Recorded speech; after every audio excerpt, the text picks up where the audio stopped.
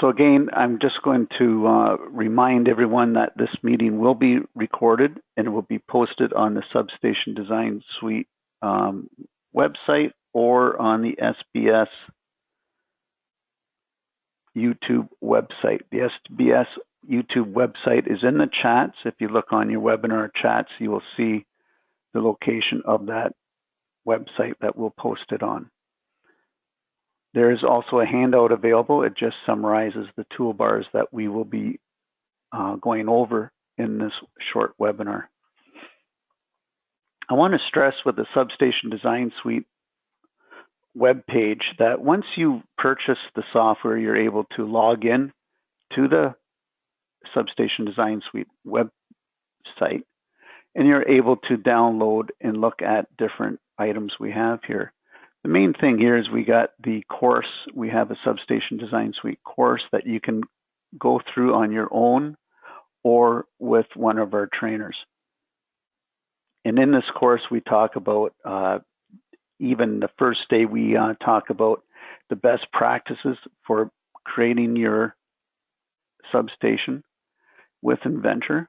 And we also talk about, of course, the software itself and best methods to use it. If you take this course, there's a download of course materials, and it's actually a hands-on course that you will be doing some modeling and some practice efforts. What's also in the Substation Design Suite website is a tremendous amount of help items. So if we get into the help items, you can come in here and you look at some installation ideas, the how to work with the database, but it also gets into the tools themselves, and there are videos of the tools and how to use them. So if you follow the videos, you can follow that as well. Most of these are downloadable. You can save the video off the website for later reference. There is also a fair amount of content for working with the software, and you're able to download that as well. So those are the key things with the website that you can download. Also, once you sign into the website, you're able to download the software, whichever version you wish to, whichever version you need for whatever Inventor version you have, you're able to download the software. New on here is some templates that you can use with SDS for Inventor. These are Inventor templates, part and assembly templates that are set up to work nicely with SDS. So that is also available. So let's get into the software itself. In here, I have opened up a small assembly. You can see the assembly. It has a transformer, has a high side and a low side, has a little bit of lightning and some shelter in here. And what we're going to do, we're going to run some of the components in here. But just quickly first, I'll show you what Substation Design Suite is doing here. I have Inventor Professional 2017 open. And in here I have add-ins. So just to show you where this is the Substation Design Suite is an add-in to Inventor. And here we can see it here. So it lays on top of Inventor. You must have Inventor available.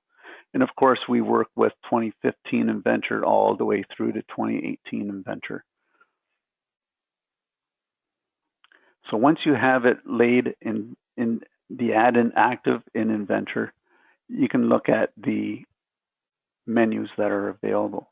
There are 3 menus available. There's Substation Design Suite. This is the design section. We have design checks, bill of material, design of bus design, drawings, several tools in here, import a surface, Civil 3D XML. So that's one page you get. The other menu is above grade tools, and this is where we can place fittings. We can place various fittings in here. And we can place these fittings. All the menus can be customized and configured to what your needs are. We can also place rigid bus routing, cable routing, and that's some of the stuff we're going to do today in a couple of minutes. You also get the below grade tools. the below grade tools are the trench, conduit, and grounding, and we can lay all of that in. We'll touch on that today as well. But also in Substation Design Suite, we have the configurable database. This database here is reading a database, of course, and we can customize that or configure it to what your needs are and get in the information what you need for a bill of material. So to get the your part number, your stock number, your descriptions as per what you require for your bill of material can be placed in here. So first of all, that's just about to show a little bit about the substation modeling strategy. In the help files, I quickly showed that in the help files that there is a documents in here to help you get through.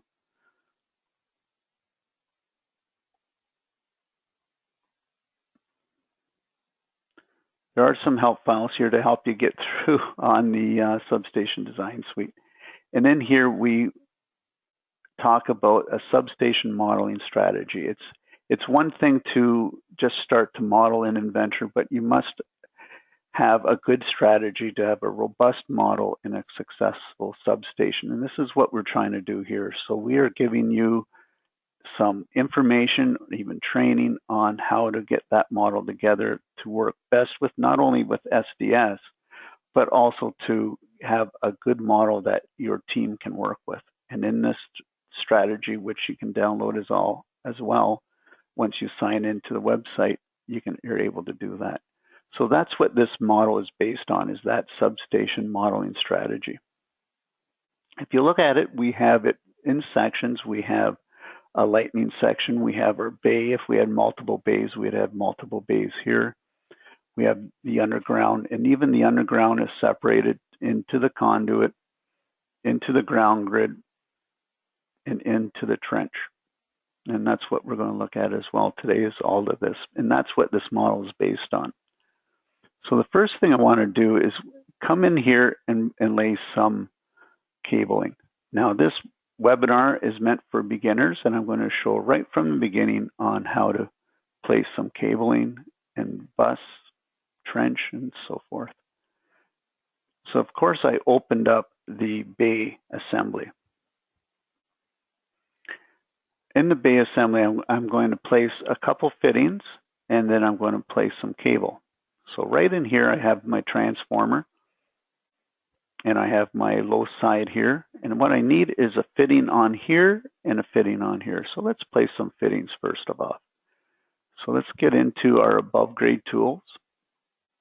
We're going to come up here, and we're going to browse and place a fitting. When you look in here, there's several items that we can choose. We can browse to a fitting, we can place a tap style fitting, or we can come into the cloud. We have a number of cloud fittings that you can bring into your models.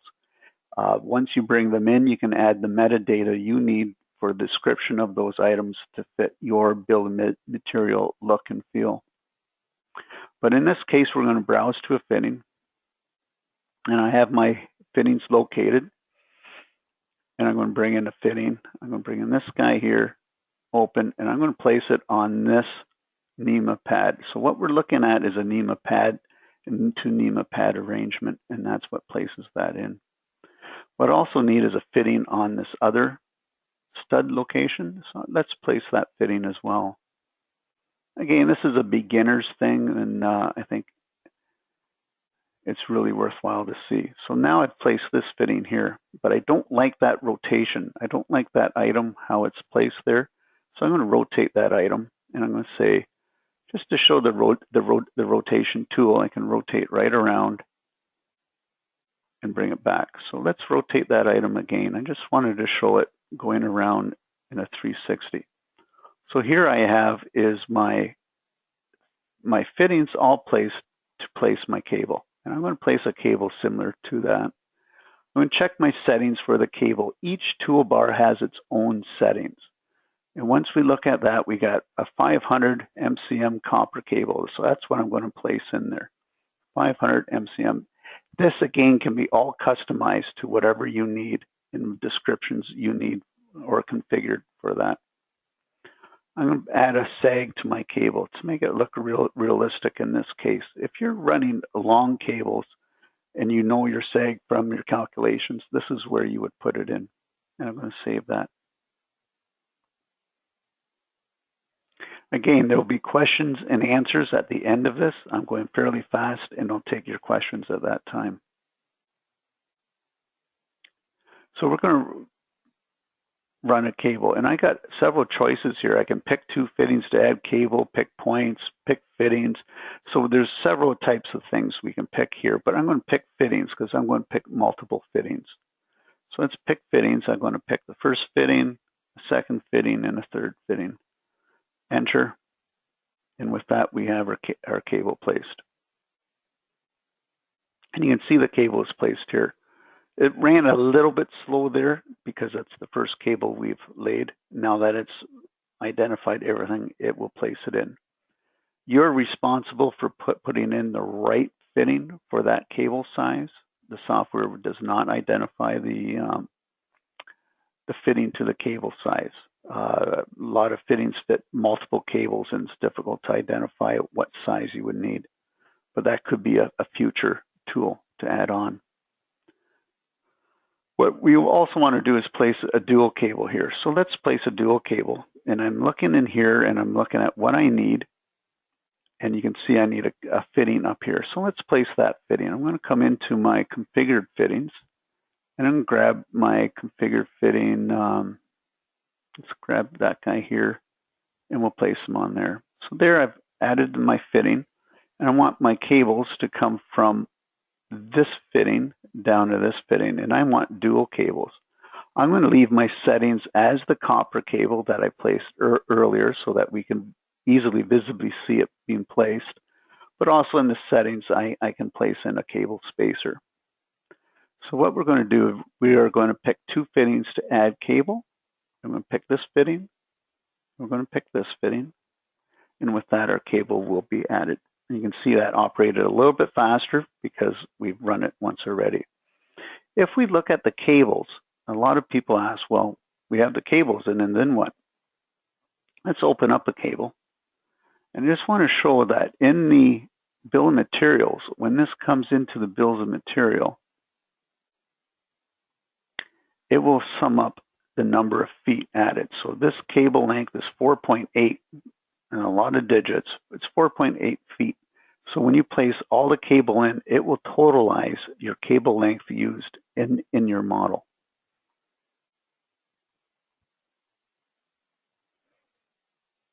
And we can have that in there.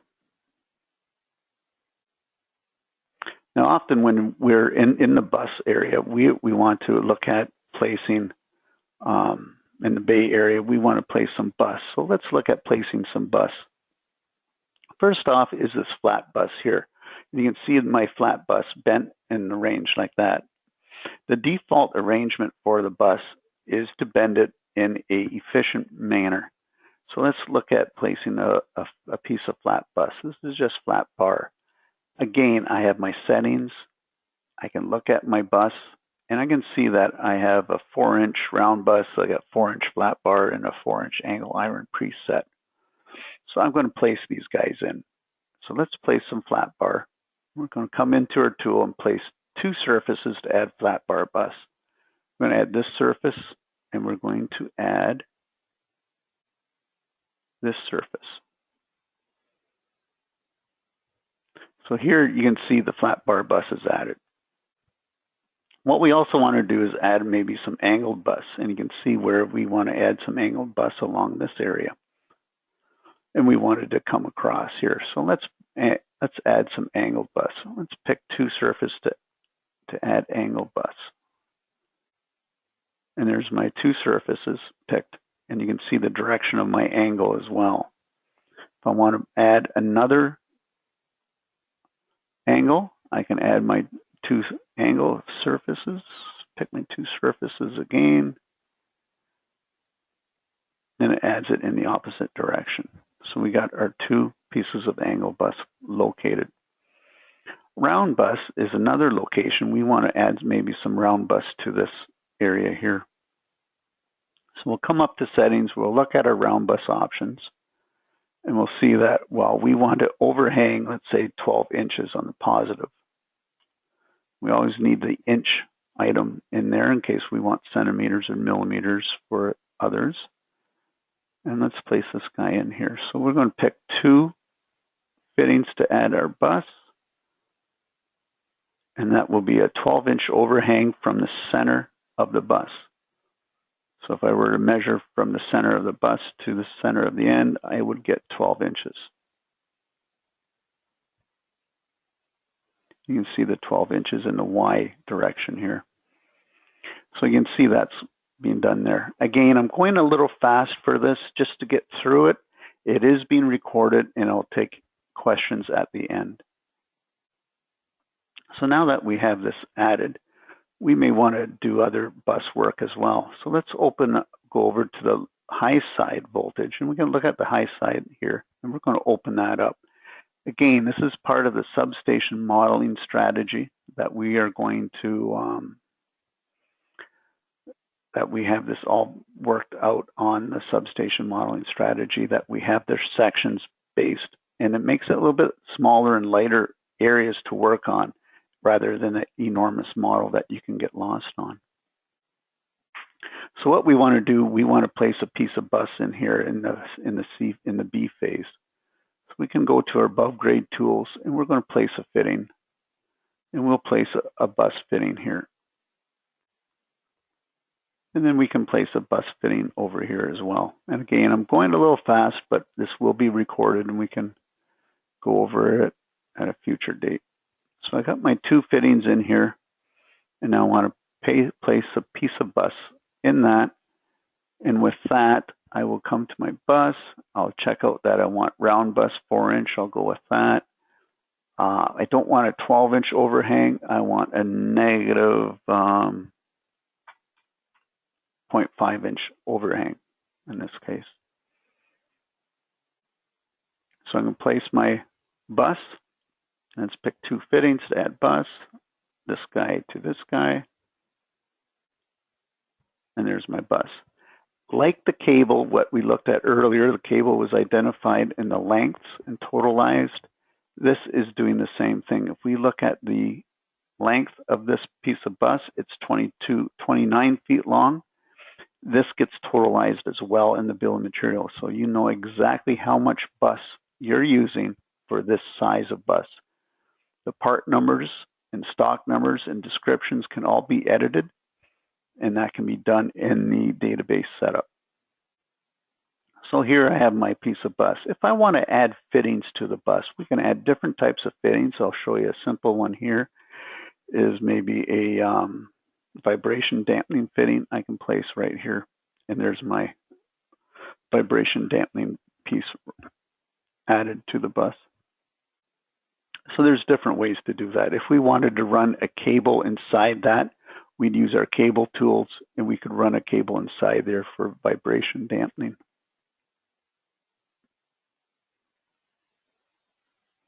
So you might be curious on how some of these fittings are being added. If you look at the fittings,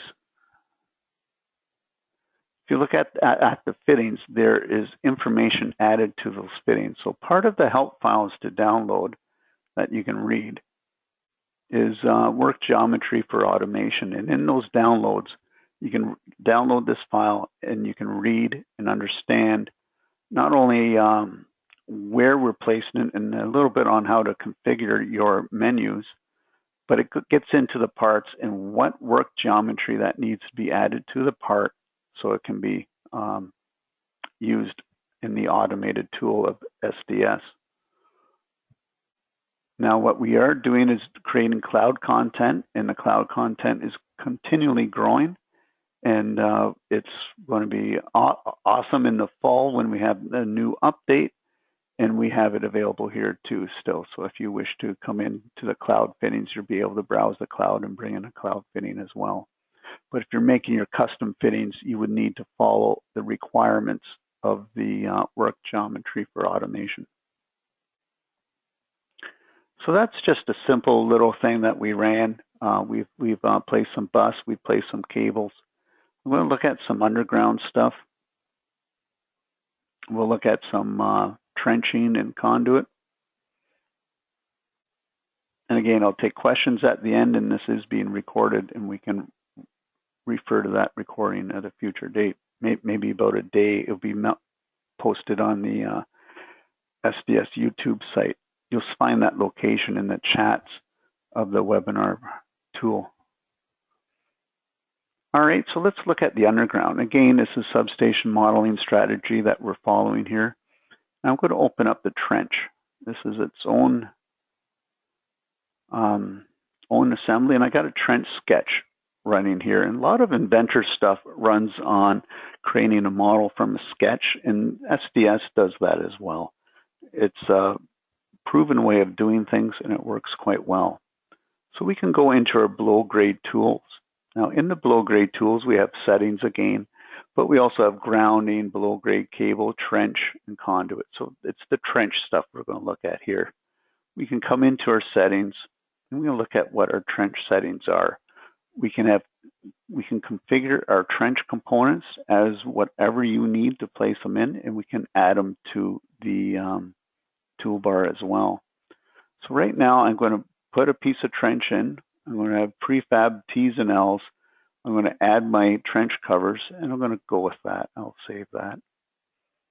I want my trench along this sketch. And now it's going to place the trench on that sketch.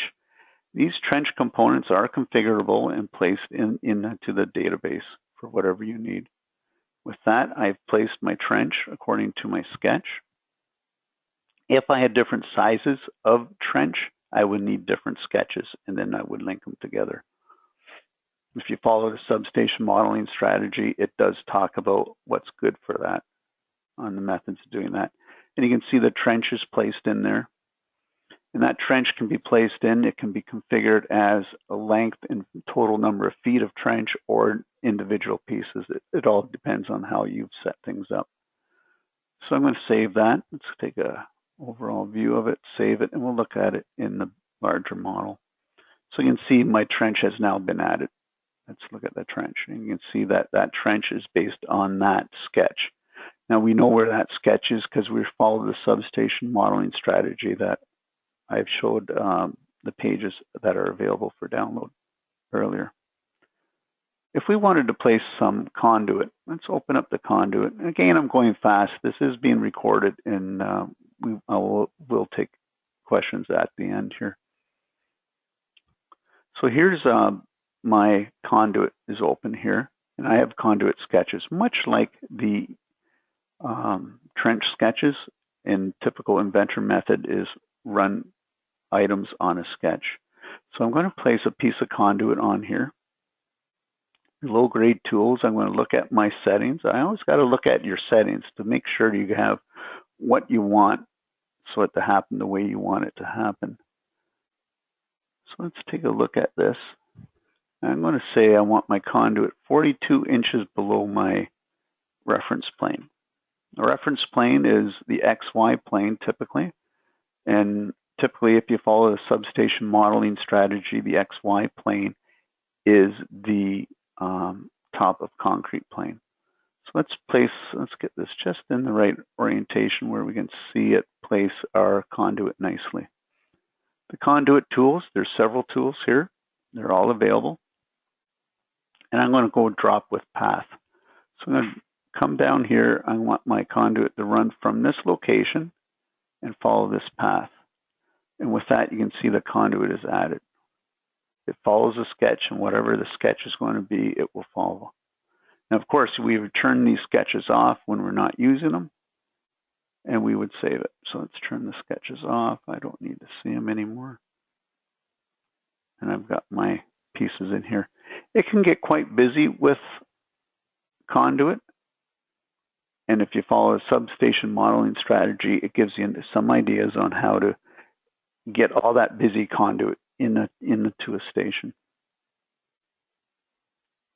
So again, here's the little piece I've added is this one right here. Oh, let's change it's this piece right here I've added, and I ran from the box here where our man's standing, and we've come down to the pull box over there.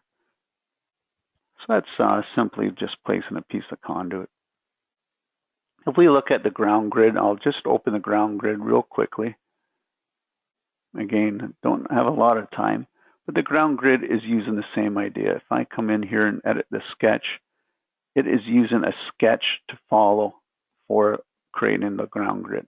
Once it has that sketch, we can create the ground grid on top of it. The sketches can be imported from AutoCAD. So if you have a third-party vendor laying out your ground grid, which is often the case, you can import it directly into Inventor. That's just normal Inventor methods of doing things. And with that, once you run the ground grid tool, you can place your ground grids pieces. Now the idea here is a shot in a mold. They're round shot in a round mold. I know a lot of people are changing the way they want that to look. And of course, that's configurable in the database. We can also place our grounds to drop a ground. If I want to come in here, add a ground rod, I can just pick a point and add a ground rod. In this case, it's a 3-section, 20-foot length ground rod, total 20 feet length. And that can be customized again as well.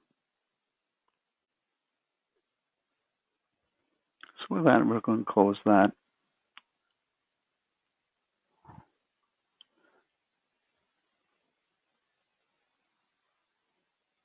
So with these items, we've added cable, we've added bus, we've added trench, different types of bus as well. We added trench, we can configure our trench types.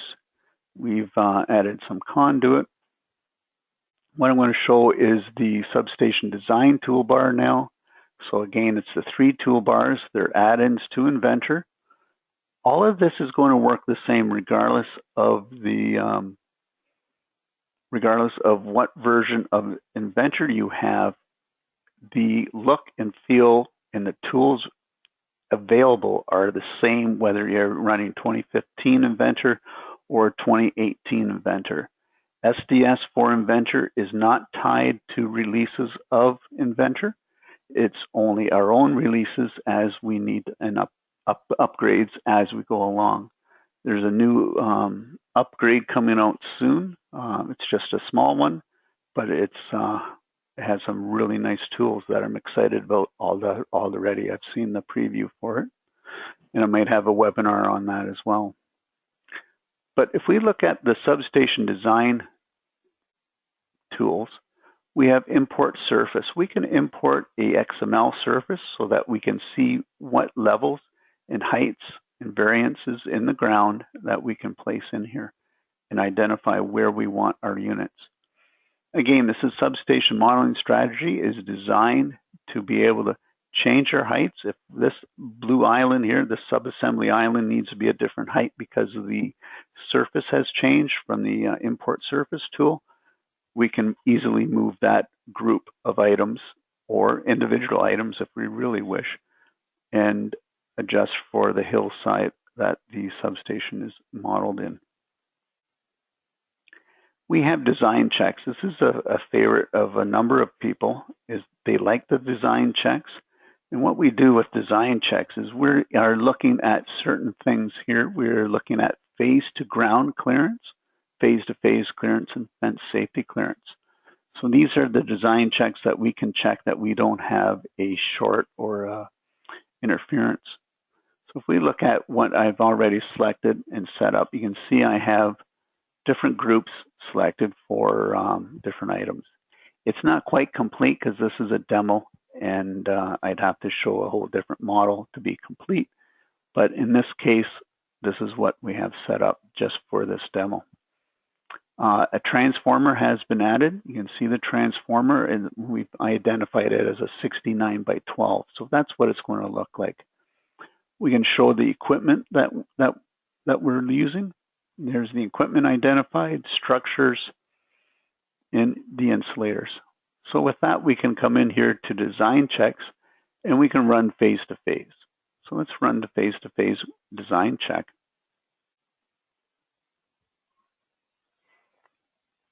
Again, this is being recorded and it will be placed on the SBS YouTube website. The email or the web address for that is in the chat of the webinar tools. So you saw I ran the design checks, and let's look at what the design checks show. Design checks are a very nice tool. I've had really some good comments coming back from them regarding it.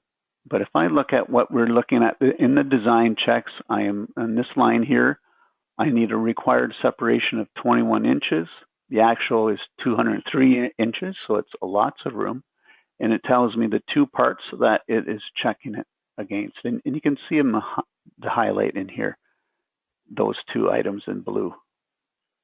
So it's checking that design check that it is not going to short across that it's beyond 21 inches.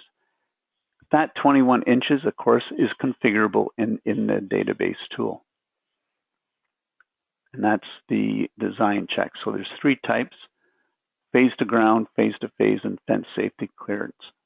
The UDH, another tool that we have, Utility Design Hub, that combines the 3D model with the 2D P&C line drawings and such, 3-line, 1-line drawings, and it has further design checks for your substation as well. So that's a third party that links the a third software from SBS that will link the 2D P&C with the 3D model. What we also have in here is a BOM tools. We can identify what our bills of material are going to look like. This is over and above the Inventor bill of material tool. We have bus design calcs. The bus design calcs were worked out with the SDS consortium. The SDS consortium is a group of users that I think we have about 478 members. I have it written down here. So 478 members for the SDS consortium.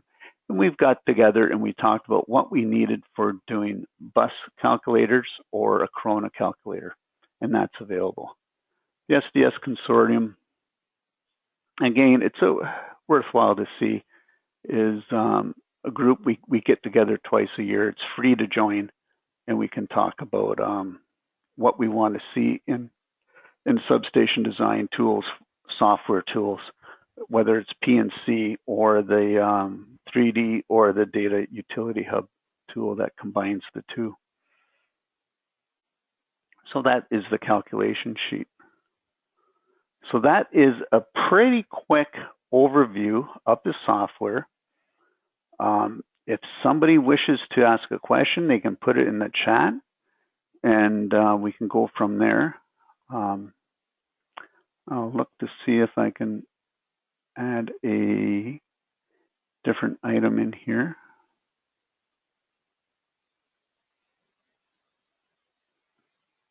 Okay, so I got some questions here from Matthew and James already, and I will keep running this until past 1 o'clock if it extends that long. Can the totalized bus lengths have any kind of bus cutting schedule auto-created based on length of bus procured? Bus cutting, I'm taking it you're talking about the ends being cut at different shapes. I would say not at the moment. But it is totalizing the lengths of the bus being used.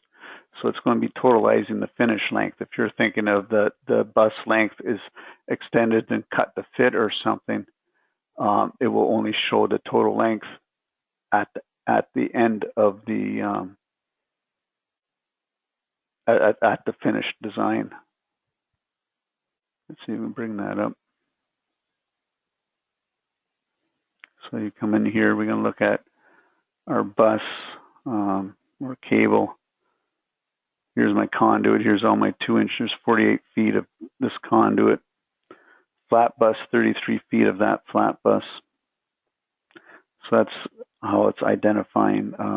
Here's some cable, the 500 cable stranded I put in. There's 29 feet of that. So it's identifying it like that. We'll go on to the next question from James. Are there any automated extraction tools for point cloud data? For instance, can you, in an automated fashion, model foundation steel cable We are working on that, and it's getting further. Those who use point cloud know it's still a little bit of an infant type of technology, and it's getting better. It's mostly dependent on the ability of different softwares to be able to analyze point cloud and get that information in there. Having said that, we can run SDS, we can run cable from a point cloud location to another point cloud location. We can combine the point cloud in Inventor with SDS software so we can lay it together in Inventor. And we have examples of that. I'm not prepared to show them today, but we are doing that. I have about 3 customers who are doing that a fair amount.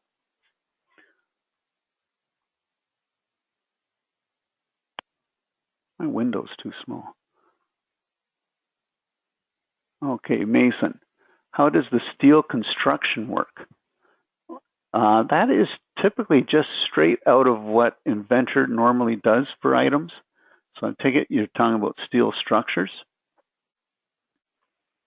So the steel structures are typically done in Inventor. You can use frame generator from Inventor to create them, or you can create them by hand and assemble them there. So it's not part of the SDS software, but if you follow the substation modeling strategy, it will talk about best ways, best practice of putting this together and using it in the SDS 3D substation model.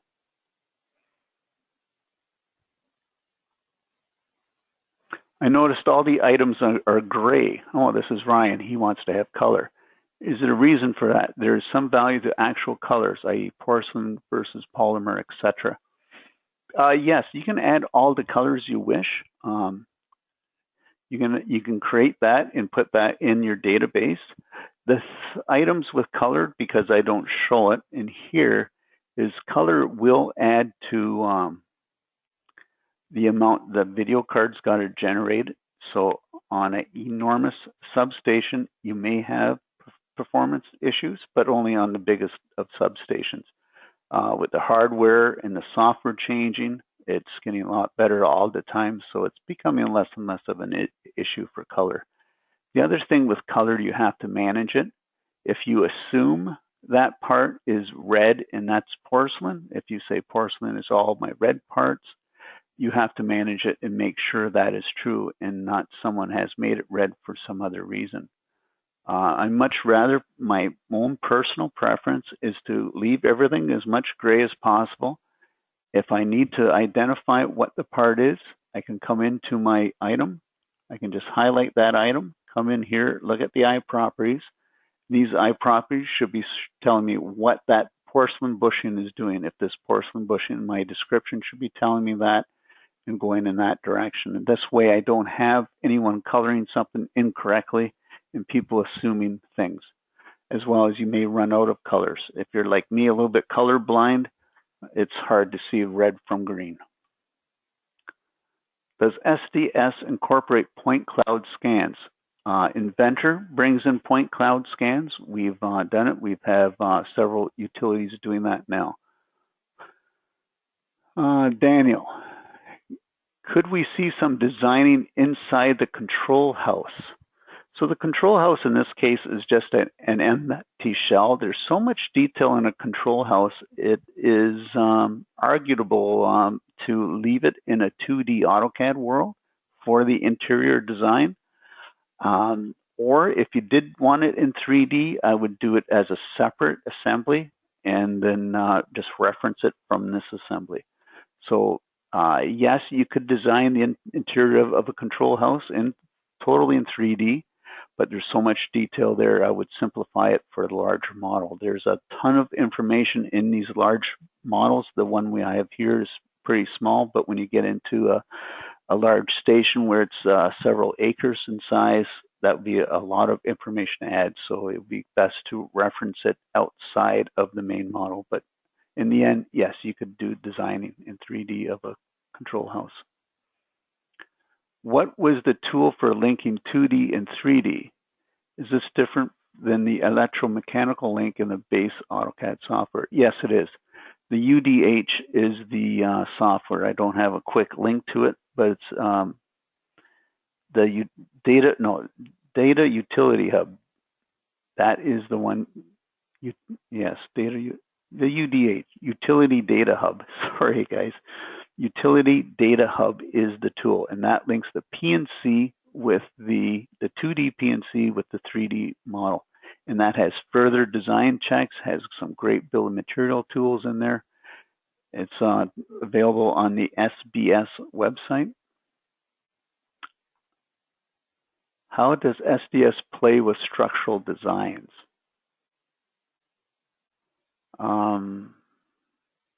Not sure about that one. If a change is made to the sketch, will the ground grid design automatically update? Okay, all right. So there's two different questions from Richard. So Richard, it doesn't, the play with structural designs, it's totally dependent on Inventor and how Autodesk Inventor you use to make your structural design. If you make your structural design out of frame generator, you change your sketch and the structural design will change automatically. Many people, they will template their models and store them in Vault or other data management like Adept or something, and they will place that stuff in there and use it as a library to pull the parts out. If a change, this is Richard's second question, if a change is made to the sketch, will the ground grid design automatically update? No, it will not automatically update, but it's quite easy to create a new ground grid. I can show that if we want to see that time. If I did make a change, let's open up the ground grid. I'm going to file and save this as another name. Let's call it ground grid 2. Ground grid 2 for Richard. We'll save that. And let's say I had this ground grid and I wanted to create another one. I'm going to come in here, I'm going to delete everything, and I'm going to run it again. Just to show you how easy it is to recreate a ground grid. So here's my ground grid geometry. I'm going to make that visible. Where's visibility? So I got my ground grid geometry here. Let's turn off the visibility of the dimensions.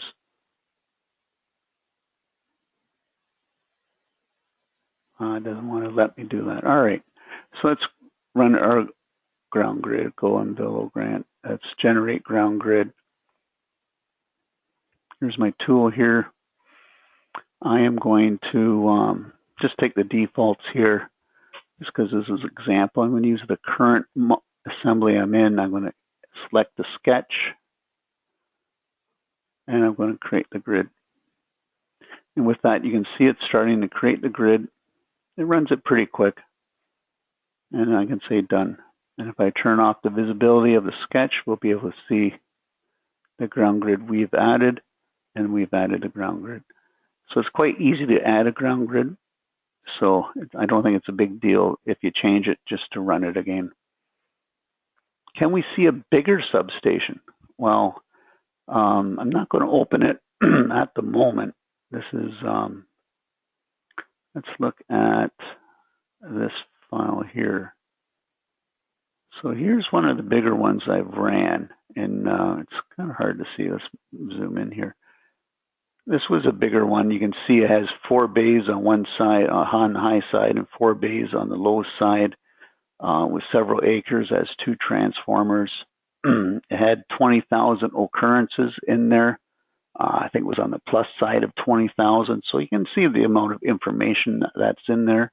Had a very good bill of material, and we really did a good job on that one. I'm proud of that one.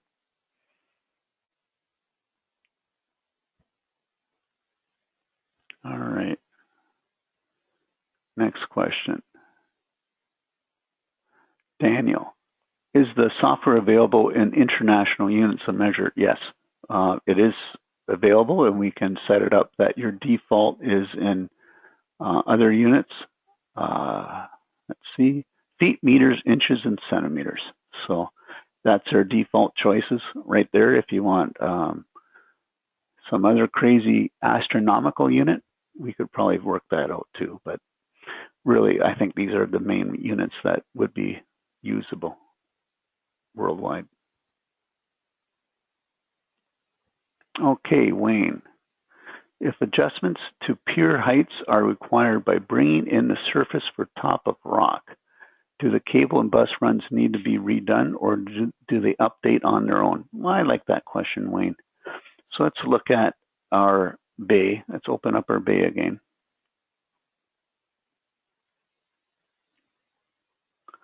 If I wish to, let's say I'm going to bring this high voltage side up. Let's look at that, and let's just add, here's my constraint there. Let's bring it up 6 feet.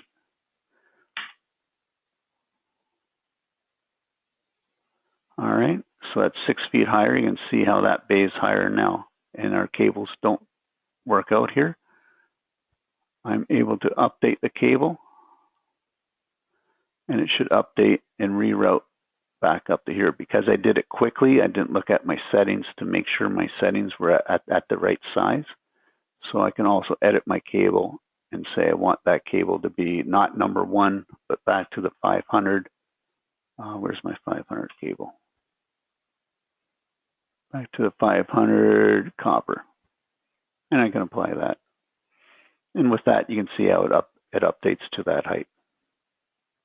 So yes, if you change the height, so what a lot of people do, they will template maybe this whole assembly, have it fully populated, and they'll save it somewhere. And if they have a new job, they copy that template out, place it in their location, adjust the heights, and tweak it to whatever that location needs, and then they run it from there. So that's a typical workflow for that. Nice question, Wayne. Okay, Mike, how do I make sure the dual cable fittings, that the fittings I place in the middle of the cable run are orientated correctly? Sometimes the cables run in the opposite direction when they should be in a dual cable run. Well, that's a complicated question. And what we're looking at here is if I have a dual cable coming through here and coming through this fitting and coming to here, I believe that's what he's asking. And how do I make sure that this is set right so it flows through properly? And that's totally on the placement of your fitting, whether it's placed orientated left or right. So we don't have something that's going to go omnidirectional. You need to place the fitting in the correct orientation. Can you show an overview of how to create 2D drawings from a 3D model? All right, so we have our 3D model here. This is a question that actually David Santos brought this one in. David, that's a good question too, because I get that question fairly often. People are worried about what is my drawing going to look like. So I saved that file. I'm going to open up in the bay. In the bay, I'm going to open up a drawing that I've already made in here. Let's open up this drawing. Now it's going to update because we've changed the height over here to show you that earlier. So let's open that up and change it and take a look at that drawing. So you can see it's adjusted for that height. So to bring in a drawing view, you would just bring in the base view. I'm going to say which one I've got ahead of. I have it attached to the bay 1. And if I want a profile view, I can have a profile view. I can move it to wherever I want. I have it set up to look at whatever scale I want. It tries to make a scale that's fitting for that size of paper. And I'm going to accept that. I'll put this in here, and I'll bring that guy in there. So there's our piece inside there. So now we have 2 drawings in here. If you zoom in on the drawings, you can see the detail that is available. It's accurate. It's far more accurate than AutoCAD when you're bringing in information, because it's exactly what it is. A lot of times over the years, AutoCAD blocks and drawings get changed. So there's your drawing. We can add dimensions. If I wanted to add a dimension, again, I have dimension type. I can put that dimension in there, and away we go. You can see we have several dimension types in there. If I want another view of this, I can take a view here, I can take a base view. Oh, sorry. I can take a projected view of this drawing and bring it here and create it. But I also can create section drawings. There's lots of tools in Inventor. That's just a typical Inventor question, that one is. Okay, John, will more models from vendors become available to use? Switches and control, yes, that is a definite yes. There's a number of vendors very excited. There's a number of vendors very excited about this, and they want to supply their pieces in there. And yes, we're getting more and more interest that way. In the fall, I believe we'll have a new cloud data that is quite exciting. It was displayed at the consortium in the spring. Again, that free consortium is worthwhile to join and find what's all going on in this world here. Daniel again, could we see example of this substation model in Autodesk 2D? I just showed a drawing of that, so I think that's covered already. Can Revit file structural be imported into Inventor? That's an Inventor question. It's not an SDS question, but the answer is yes. I have noticed Autodesk is communicating a lot better with their own software, so the interchangeability between Revit and Inventor has been getting better. When Revit first came out, it wasn't so hot. As far as communicating from one software to the other, it's a lot much better now. Curtis, my friend Curtis. Does the new version of the toolkit deal with orphans better? I'm assuming you're meaning files that are deleted or not used and removed from the model. If it's deleted from the file, I believe the answer is yes, but there's always improvement available or needed. Can you add cable spacers to cables that are connected to multiple single cable connectors? Can you add cable spacers to cables that are connected to multiple single cables? Okay, so that is in this area here. So let's look at this, and you can see I have two single cables with a connector in here. So the answer there is yes, we can do that. If I update those cables, what's my settings at? Dual cables, all right, I'm gonna go with that. So let's make sure I got those right settings. I'm gonna update those cables, and you're going to see them come up. Oh. So I don't like that. I thought that was set nicer than that.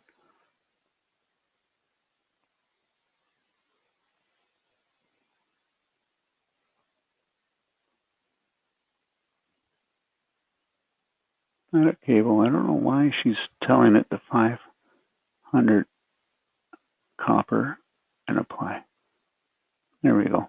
So you can see there's two single cables there with a spacer in there. All right, Nate, are the dimensions populated in the extraction or in the 3D model? The dimensions are in the 3D model. That's more of an Inventor question, I believe. Do material marks get auto-populated? Material marks. I'm not sure what material marks are. Maybe ask that question again, but Curtis says yes, if that's the right answer.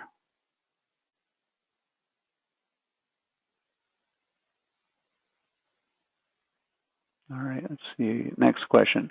I know this is from David. I know this is a function of Inventor, but there's no issues creating a 3D PDF from the model, correct? Correct. The only issue is in the older versions of Inventor 2017 and such. I don't have a 3D PDF. Oh, it just started in 2017. So 2018 of Inventor does the 3D PDF quite well. 2017 didn't do it as well. 2016 Inventor does not do it. So you need a third party software to convert your 3D model to 3D PDF if you're at 2016 or previous. But 2017, 2018 all have 3D PDF Direct. Works quite well. We've used it a few times. Okay. When you put a bus bar with aerial conductors, a catenary is calculated, or is it approximation? The catenary is strictly based on the percent sag, and it's from that. It's whatever percent sag you place in there. So if it is an approximation, it's an accurate approximation, if you want to say that. Nate, BOM numbers. BOM numbers, I don't know if you mean item numbers. I'm not sure what is being asked there, but if you look at the BOM here, let's save this so I can get a BOM going. Inventor BOM, and there's also the SDS BOM.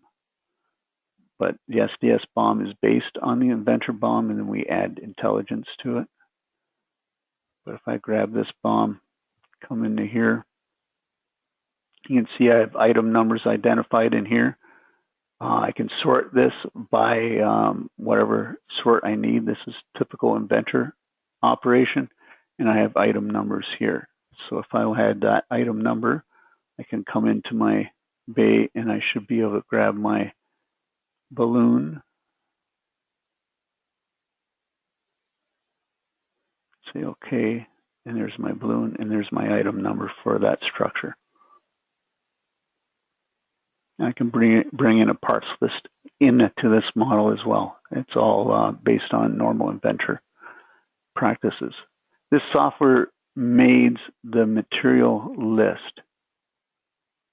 The material list, I'm assuming you mean the BOM. The bill of material is whatever information we put in it will have the bill of material. So if I had a separate material type I could put in here, description, it's all from the information we place in there, all the metadata that we use.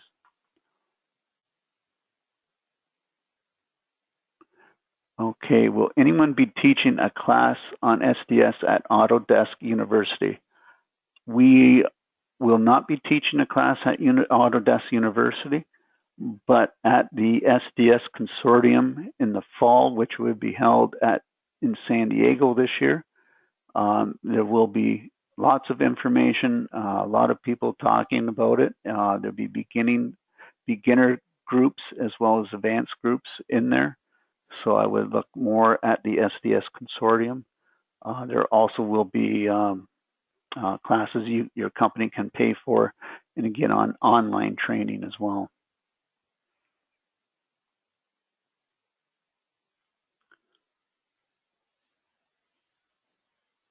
What version do you use?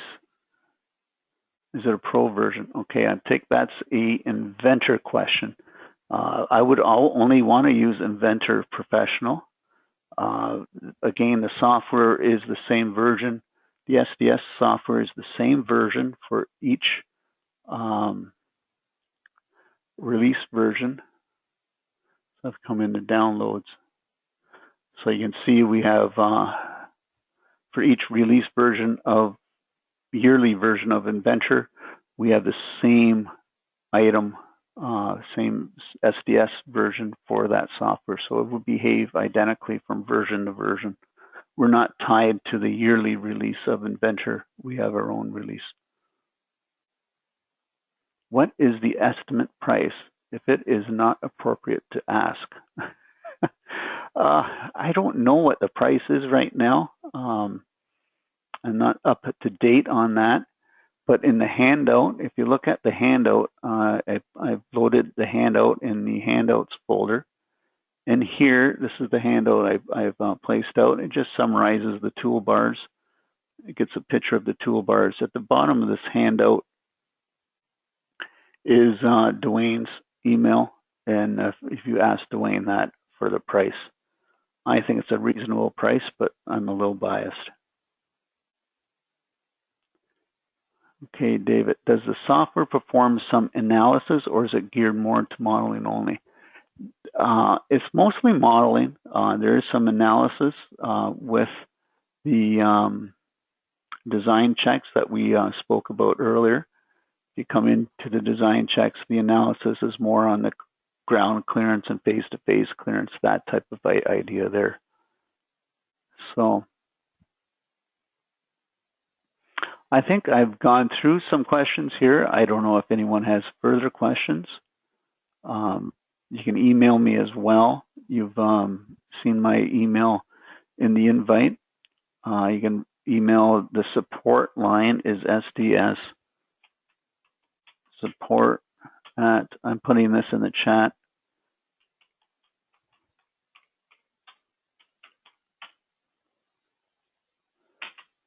So in the chat, I've put in the support line. You can email a question to that as well.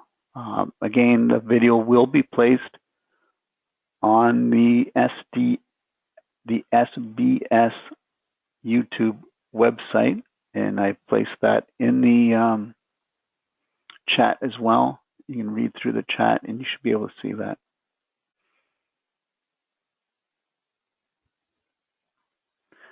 So do we have further questions? I still have 37 attendees. Anything we want to review again, we can look at again, let me know.